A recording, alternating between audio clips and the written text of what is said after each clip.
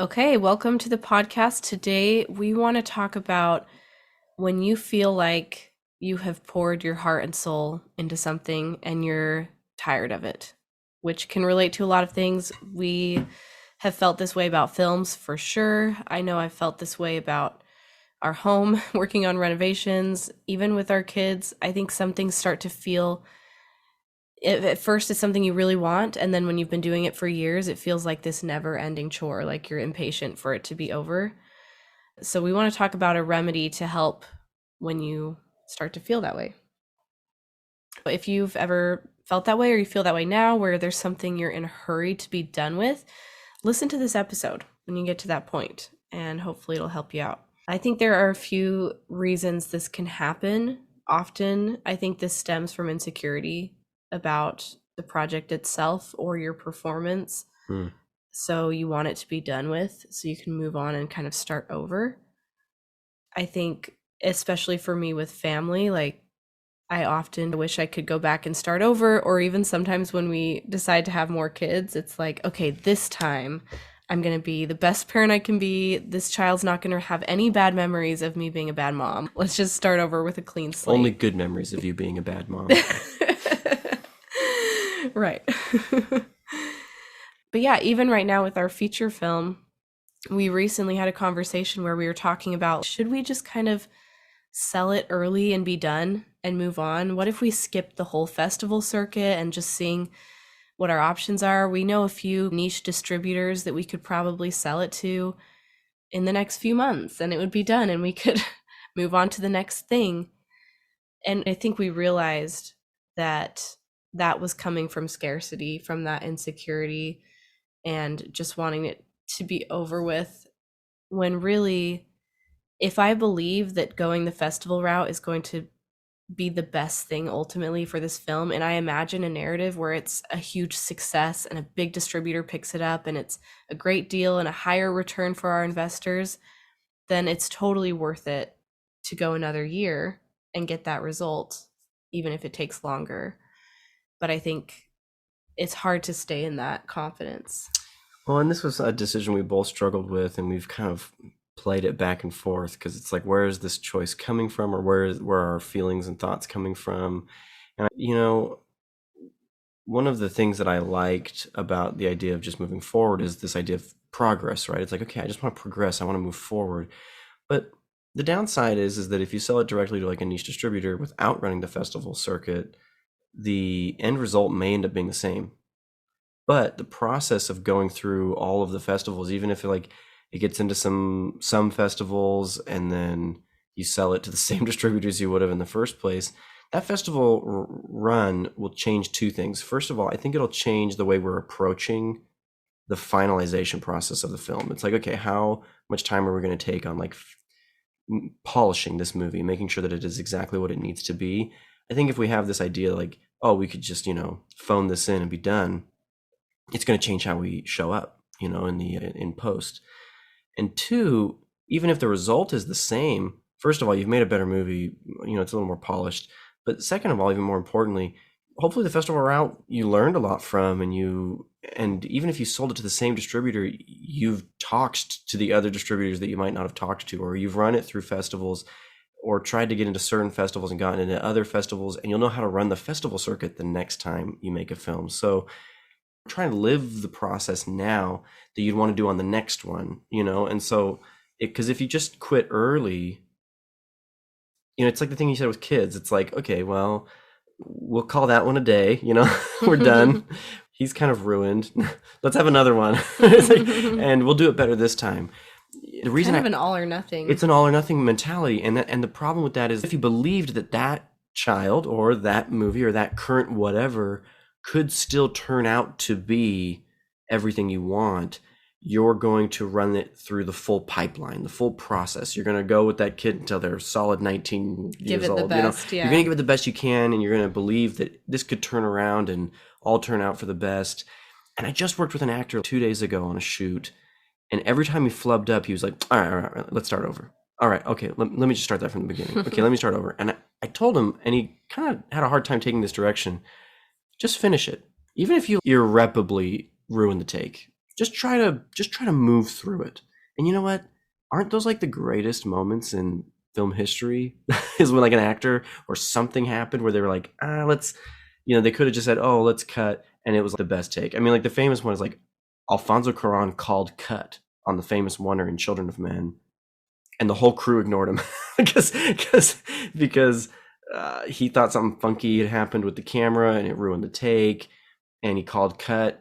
Everyone ignored him, and the take was this totally visceral, amazing take, and it ended up in the movie. And it was the take that the director called cut in the middle of ended up in the movie. I think that's just a cool story. And so don't call cut too early on your life, and don't be like, oh, well, let me start over on this thing. Anyway, these are kind of things that you're making me think of, at least. Yeah, I love that. And that's something, what you said about your experience with the actor kind of reminded me of a masterclass. I can't remember who it was. I want to say it was Usher. Yeah. And he talks about preparing for a performance, and when he's practicing in the mirror, he always encourages people to do this, is to sing the song all the way through and don't stop. No matter how badly you mess up, just keep going, because when you're performing live, you have to just keep going, and you're always going to have moments where you mess up, and you have to kind of turn it into something and make it work. And so he says, just finish it all the way through the best you can, even when you're practicing. And I loved that piece of advice. Well, and it's not just a piece of advice. I think it's a principle. And the reason I think it's a principle that's so powerful for every aspect of life, but especially for filmmaking, is because just like to that point with music, how many of us, if you've ever tried to even learn a musical instrument, which I'm the world's, most uninspiring piano player, because I just play it and I get really good at the first quarter of the song, but I never get very good at the last part of the song because I never actually finish it. I have a screenwriter friend who said everyone's better at coming up with story ideas than they are at polishing scripts, because we come up with new ideas every day, but we have very little practice honing the skill of rewriting and locking a script. I think it's a principle for that reason. And you're going to run into this in everything, where it's just not as good as I thought it could be, so I'm going to quit and start over, and the next one will be all the things I want it to be. But you're sabotaging yourself by doing that, because you're not practicing getting good at the second half, or the second three quarters, or the second quarter, or whatever. Getting good at finishing. You're not getting good at the latter part of the process. And so, even you and I talking about this current feature film, if we kind of tried to do a quick shortcut strategy here, we wouldn't get good at the second portion of it. Even if it doesn't go as well as we want it to, we're more likely for the next film to actually be what we want it to be than if we were to say, let's quit now and start the next one now, because we've learned from our failures. Exactly. So you have to follow things through.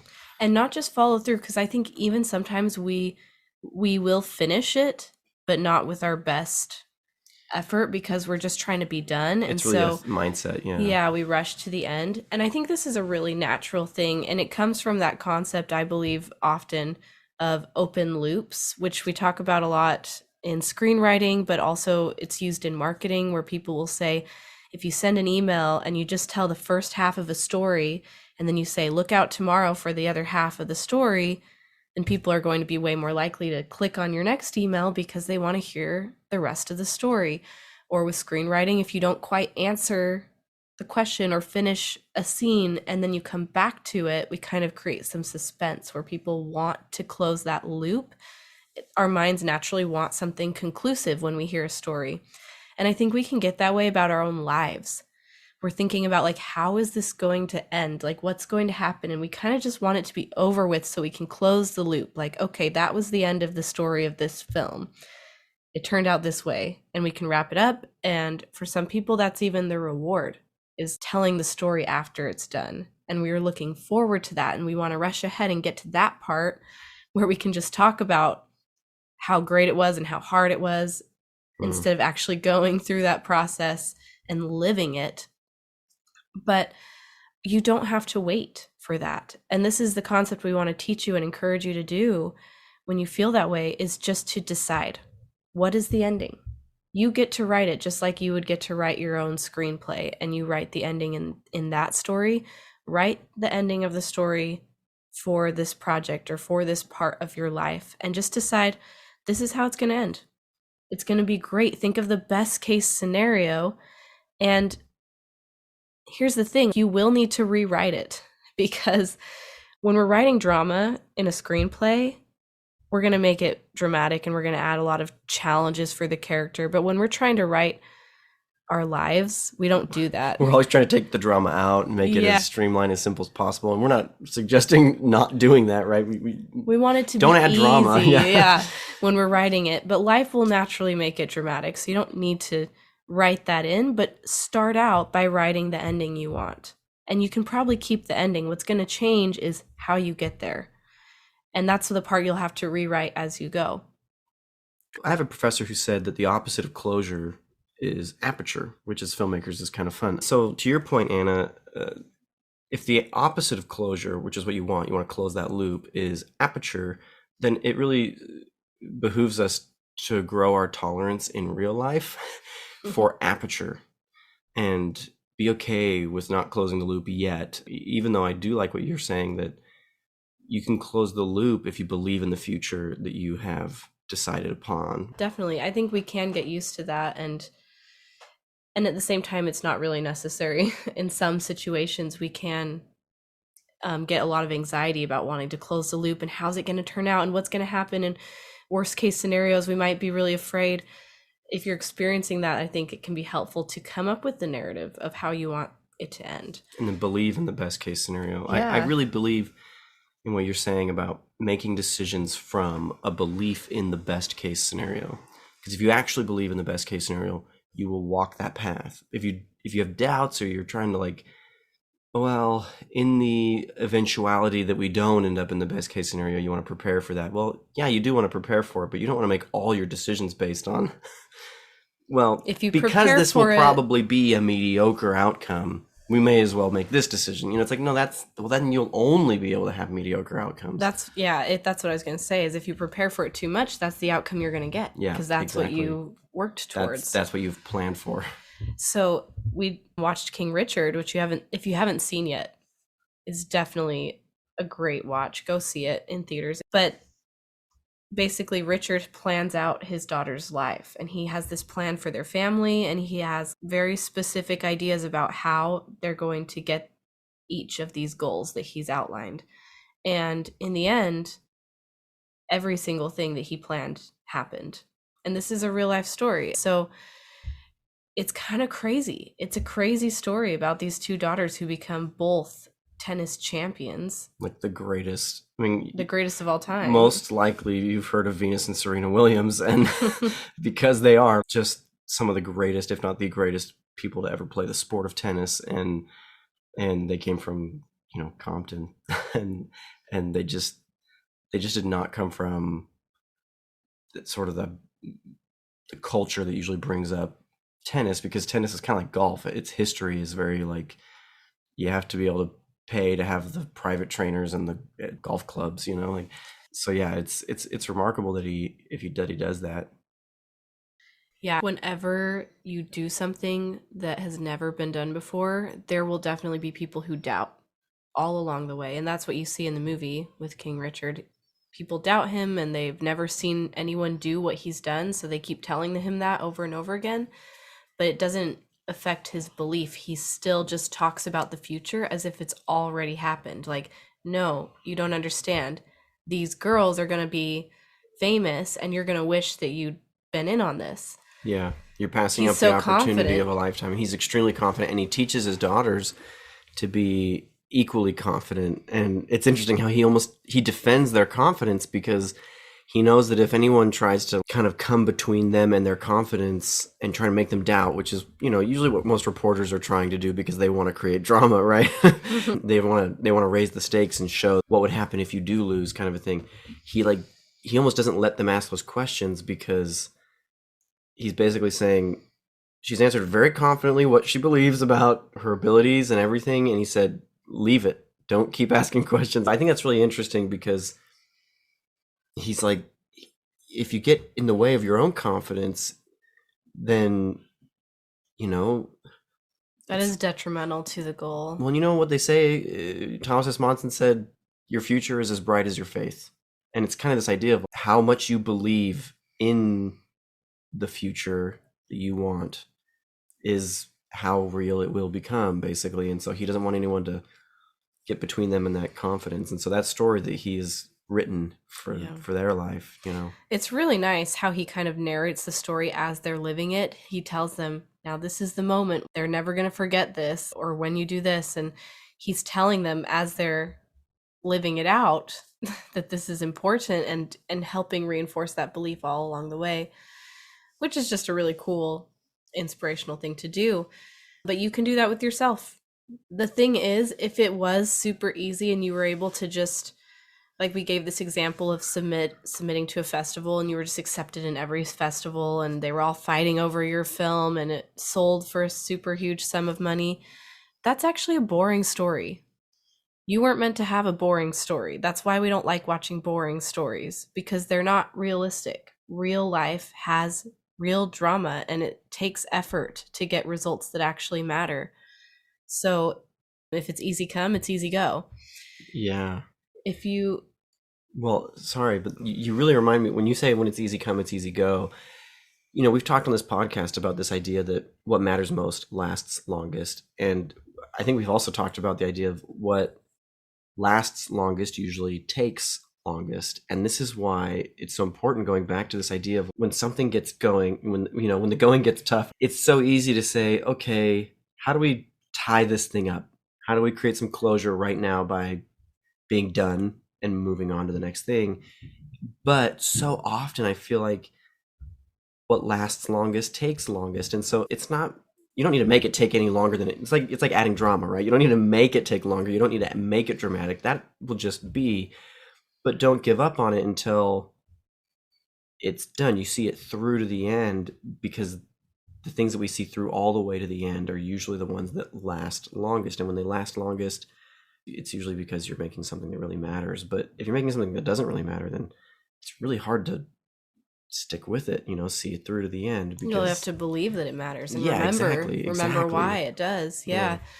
So, if you were writing a dramatic version of this story of submitting to festivals, like the character would probably have these high hopes. Maybe the film tests really well. They submit to a bunch of big festivals and they're excited that maybe they're going to get in, and then they just get rejected over and over again, right? We do this to our characters. We want to put them through the ringer, and they keep up hope, but the rejection continues until they run out of money, and then they're using their own money and making sacrifices, and maybe they think they got in, but it's a false alarm. Yeah, and then there's the stakes get higher. And and then the year's ending and they can't afford to pay for another festival out of their own pocket and pay the rent by the deadline. And then usually something completely unexpected happens, like someone somewhere saw it because it was circulating, and they said, hey, I've got some connections and I really want to bring this film over to this other place. And right. Or even after they totally give up, like maybe the investor is like, I want to cover one more festival. And they're like, no, it's okay. Like, you don't have to do that. We've tried like getting into smaller festivals than this and been rejected, and then you wasted enough of your money. And then you find that last dollar and then the investor does it behind their back. And there's a golden ticket in the chocolate bar. And just when they gave up and thought they'd failed, they find out that they actually got in. Their investor submitted when they didn't know. And this is usually when in real life we sing musical numbers. But see, this is a much more interesting story. The result's the same. In the end, you still get into a big festival and have a happy ending, but it's not as easy and simple as the first thing you submit to is going to be this smash success. Real life stories that are worth telling have a lot of effort and drama that go into them. So keep the ending for as long as you want, but just be flexible with like, you can rewrite how you get there. So do your best case scenario and see what happens. And then if you have to rewrite it, go back and rewrite it. And this happens when we're writing screenplays too. You can write something down and then someone reads it and says, it's not working for me. And you might have to change what you write, but it doesn't have to change overall the story and how you feel at the end of it. Yeah. Usually there's like the pieces of a story, from a screenwriting perspective that make it what it is, that are just kind of non-negotiable. It's like, well, listen, I wrote this because in essence, this is what this is. But maybe you could cut that character. You know, maybe you could cut that scene. Maybe you could rewrite this other thing, or maybe you could adjust a moment here and there. And, you know, you don't be too strict on it. And life requires us to be flexible, but at the same time, it will always try and make us compromise in ways that aren't always worth compromising. Like you said, you keep that ending and you believe in it. I'm glad you chose to talk about this particular topic today, Anna. Thanks. Yeah, so hopefully this is helpful for you as you experience that feeling that we all get sometimes of being anxious for something to be done with that you've worked on for a long time. Try this. Decide how you want it to end. Practice telling that story, and then you're okay. You know how the story ends, as if you were going to go watch a movie and someone already told you how it ends. And so then when it's getting bad and you're worried, you're like, how is it going to get to that ending? I don't know, but I know that it is because someone already told me. And so you can live in that suspense and still have this confidence that it's Or if going to you've end watched well. the trailer, you've seen Act 1, 2, and 3 most of the time anyway. So Yeah. So there's sort of that like tolerance you can have in your life. Like, it's just a movie. It's just this is kind of fun. It's fun when you know how it ends. And you just don't know how you're going to get there. It's like, let's see. Yeah, like This will be cool to see how it plays out. The end of every roller coaster is everyone survives. But they have to convince you along the way that, like, maybe you won't because this is scary, right? So, I mean, most of us don't quite get to that point mentally in roller coasters, but I digress. All right, that's it for today. We'll see you later. Bye. Thanks for joining us today. If you like what you're hearing on the podcast, you'll love the Film and Family Academy, a program designed to teach anyone how to make a feature film. No, we won't teach you how to put a camera on a tripod. This is for professional filmmakers who want to transition into a feature film career. You cannot have a career making feature films until you've made at least one. Anyone can make a feature film using our proven model. The things that are holding you back aren't what you think. You don't have to quit your day job, neglect family responsibilities, have tons of money, or sacrifice your health. There is a sustainable, healthy way to make your dream a reality, and that's exactly what you'll learn in the Film and Family Academy. It's risk-free. If you follow all the steps in the program, you'll finance and finish a feature film by the end, or we'll give you your money back. Learn more at invisiblemansion.com/film and family, or click the link in the show notes. We'll see you next time. Bye. Bye.